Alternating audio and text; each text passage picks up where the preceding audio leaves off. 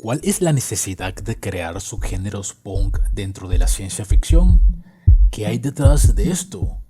Hace unos días me encontraba con un concepto ante todo desconocido.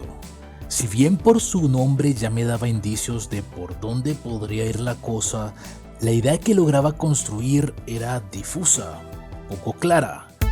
El Big Punk aparece, según se puede encontrar en diferentes fuentes, de la nada.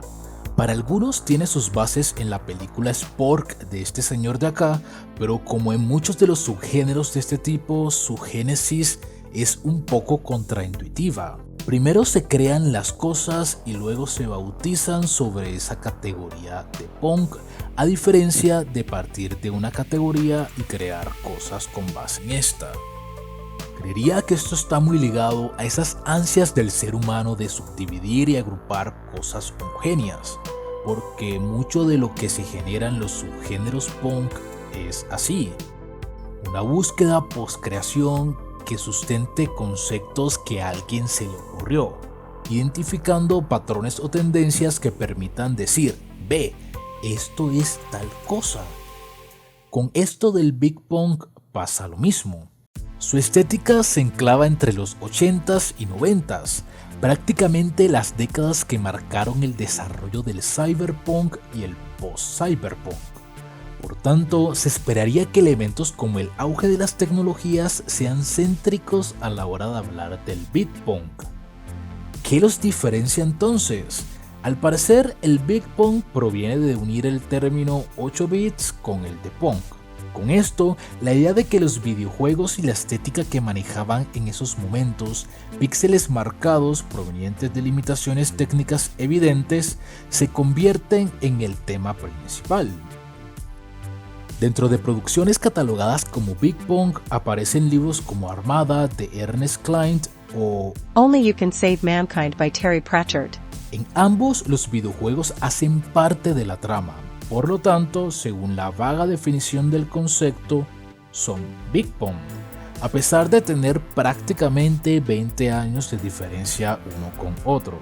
Aunque bueno, esto no es algo que impida ser parte de un subgénero en la literatura. Yo puedo escribir una novela negra del tinte noir a pesar de que mucha de su producción se dio en la primera mitad del siglo XX. El punto es, ¿será que por lo menos el autor de Armada escribió su libro pensando en que haría parte del Big Punk? Otro elemento derivado del contexto de los 80s y 90s que se le atribuye al Big Punk, así como también al cyberpunk o al post-cyberpunk, son las luces de neón.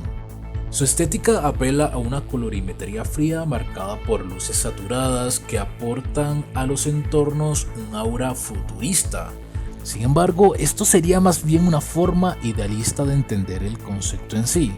Existirían otros factores característicos asociados a la moda y a la arquitectura de la época, por lo que en lo personal yo me quedaría con los videojuegos como ese componente principal para establecer el subgénero de algún modo. En este punto, mi pregunta inicial toma cabida.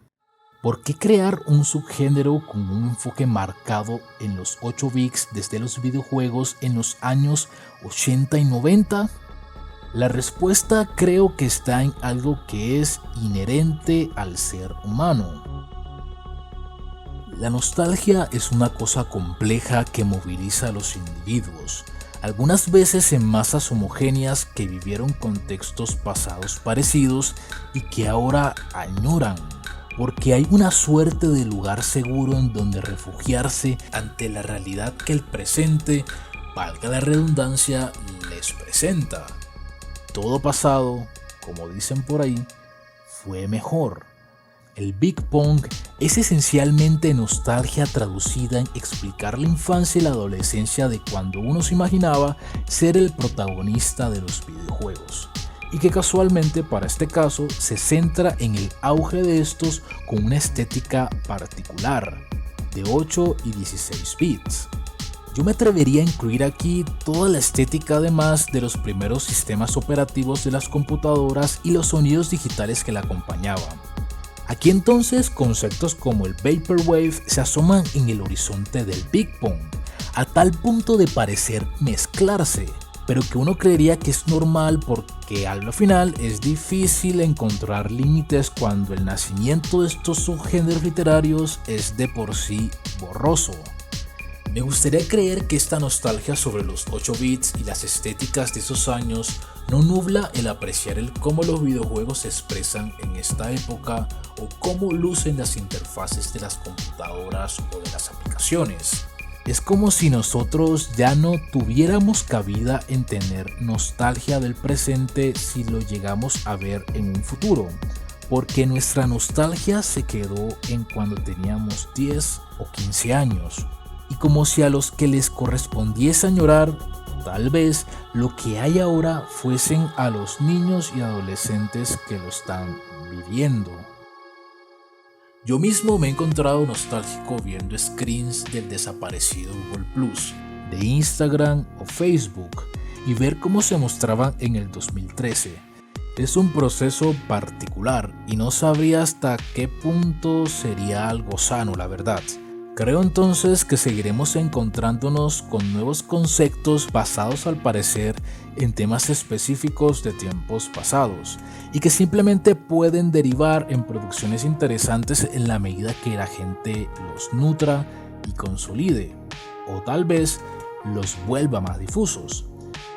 El Big Pong seguirá construyéndose sobre la nostalgia, sobre un pasado cada vez más pasado, cuando tenemos inteligencias artificiales que aumentan la brecha en lo que había a finales de los 90 con lo que unos años a futuro nos depara. Y bueno, este fue el video del día de hoy. Si tienes alguna idea o comentario, déjalo en la cajita de abajo. Me gustaría saber qué piensas del tema. Si te gustó el contenido, dale a like y suscríbete. Hasta la próxima entrega. Bye.